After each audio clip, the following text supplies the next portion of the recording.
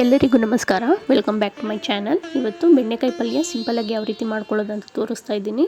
ಇಲ್ಲಿ ಅರ್ಧ ಕೆಜಿ ಬೆಂಡೆಕಾಯಿ ತೊಗೊಂಡಿದ್ದೀನಿ ನಾನು. ಅದನ್ನು ವಾಶ್ ಮಾಡಿ ಕಟ್ ಮಾಡಿಕೊಂಡು ಹಾಕ್ಕೊಂಡಿದ್ದೀನಿ ಬಾಣಲಿಗೆ. ಇವಾಗ ಒಂದು 6 ಸ್ಪೂನಷ್ಟು ಎಣ್ಣೆ ಹಾಕ್ಕೊಳ್ತಾ ಇದ್ದೀನಿ ಫ್ರೈ ಮಾಡ್ಕೊಳ್ಳೋದಕ್ಕೆ. ಮೀಡಿಯಮ್ ಫ್ಲೇಮಲ್ಲಿ ಇಟ್ಕೊಂಡು ಬೆಂಡೆಕಾಯಿ ಫ್ರೈ ಮಾಡ್ಕೊಳ್ಬೇಕು. ಬೆಂಡೆಕಾಯಲ್ಲಿರುವಂಥ ಜಿಡ್ಡಿನಂಶ ಹೋದರೆ ಸಾಕು, ಅಲ್ಲಿ ಗಂಟ ಚೆನ್ನಾಗಿ ಫ್ರೈ ಮಾಡ್ಕೊಳ್ಳಿ. ಈಗ ಅದು ನಿಧಾನಕ್ಕೆ ತಿರುಗಿಸ್ತಾನೆ ಇರಬೇಕು, ಇಲ್ಲ ಎಲ್ಲೂ ಕೈ ಬಿಡಬಾರ್ದು. ನೀವು ಮಿಕ್ಸ್ ಮಾಡ್ತಾನೆ ಇರಬೇಕು ಅದನ್ನು. ಇನ್ನು ಯಾರಾದರೂ ನನ್ನ ಚಾನಲ್ನ ಸಬ್ಸ್ಕ್ರೈಬ್ ಮಾಡ್ಕೊಂಡಿಲ್ಲ ಅಂದರೆ ಸಬ್ಸ್ಕ್ರೈಬ್ ಮಾಡ್ಕೊಳ್ಳಿ. ನಿಮಗೇನಾದರೂ ಈ ವಿಡಿಯೋ ಇಷ್ಟ ಆದರೆ ಒಂದು ಲೈಕ್ ಮಾಡಿ. ಈಗ ಇದು ನೋಡಿ, ಜಿಡ್ಡಿನಂಶ ಹೋಗೋ ಗಂಟ ಫ್ರೈ ಮಾಡ್ಕೊತಾ ಇದ್ದೀನಿ. ಈಗ ಆಲ್ಮೋಸ್ಟ್ ಹೋಗಿದೆ.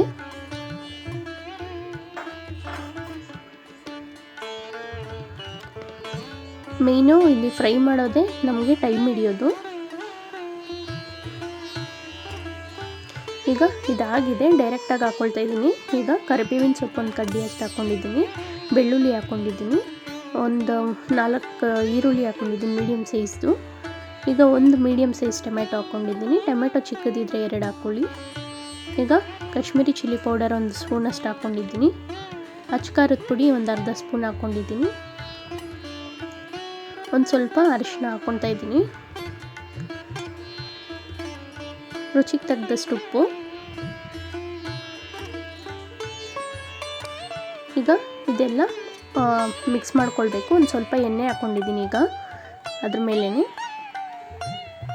ಎಲ್ಲ ಡೈರೆಕ್ಟಾಗಿ ಹಾಕ್ಕೊಂಡು ಈಗ ಮಿಕ್ಸ್ ಮಾಡಿ ಒಂದು 20 ನಿಮಿಷ ಇದನ್ನು ಎಣ್ಣೆಲೇ ಬೇಯಕ್ಕೆ ಬಿಡಬೇಕು. ನೀರೇನು ಮಿಕ್ಸ್ ಮಾಡಬೇಡ್ದು. ಇದಕ್ಕೆ ತುಂಬಾ ಟೇಸ್ಟಿಯಾಗಿರುತ್ತೆ. ನೀವು ಮನೇಲಿ ಟ್ರೈ ಮಾಡಿ. ನಿಮಗೇನಾದರೂ ವಿಡಿಯೋ ಇಷ್ಟ ಆದರೆ ಒಂದು ಲೈಕ್ ಮಾಡಿ. ಇದು ಚಪಾತಿಗೆ ಎಲ್ಲ ತುಂಬಾ ಚೆನ್ನಾಗಿರುತ್ತೆ. ಇದರಲ್ಲಿ ಅನ್ನನೂ ಸಹ ಮಿಕ್ಸ್ ಮಾಡ್ಕೊಂಡು ತಿನ್ಬೋದು, ತುಂಬ ಟೇಸ್ಟಿಯಾಗಿರುತ್ತೆ. ಈಗ ಪ್ಲೇಟ್ ಮುಚ್ಚಿ ಒಂದು 5 ನಿಮಿಷ ಬಿಟ್ಟು ಮತ್ತೆ ಅದನ್ನು ಮಿಕ್ಸ್ ಮಾಡ್ಕೊತಾ ಇದ್ದೀನಿ. ಒಂದು 5 ನಿಮಿಷಕ್ಕೊಮ್ಮೆ ಅದನ್ನು ಪ್ಲೇಟ್ ತೆಗೆದು ಮಿಕ್ಸ್ ಮಾಡ್ಕೊಳ್ಬೇಕು. ಫುಲ್ ಅದು ಟೊಮೆಟೊ ಇದೆಲ್ಲ ಸ್ಮ್ಯಾಶ್ ಆಗಿ ಆ ಖಾರದ ವಾಸನೆ ಹೋಗಿರುತ್ತಲ್ಲ, ಅಲ್ಲಿ ಗಂಟ ಇದನ್ನು ಬೇಯಿಸ್ಕೊಳ್ಬೇಕಾಗುತ್ತೆ. ಈಗ ಇದೆಲ್ಲ ಆಗಿದೆ. ಒಂದು ಟೈಮು ಎಲ್ಲ ಮಿಕ್ಸ್ ಮಾಡ್ತಾಯಿದ್ದೀನಿ. ನೋಡಿ, ಇದು ಚೆನ್ನಾಗಿ ಆಗಿರೋದು ಗೊತ್ತಾಗ್ತೈತೆ ನೋಡಿ. ಇಲ್ಲಿ ಗಂಟ ಚೆನ್ನಾಗಿ ಬೇಯಿಸ್ಕೊಳ್ಬೇಕು. 20 ನಿಮಿಷ ಕರೆಕ್ಟಾಗಿ ಬೇಕು ಇದು ಬೇಯೋದಕ್ಕೆ.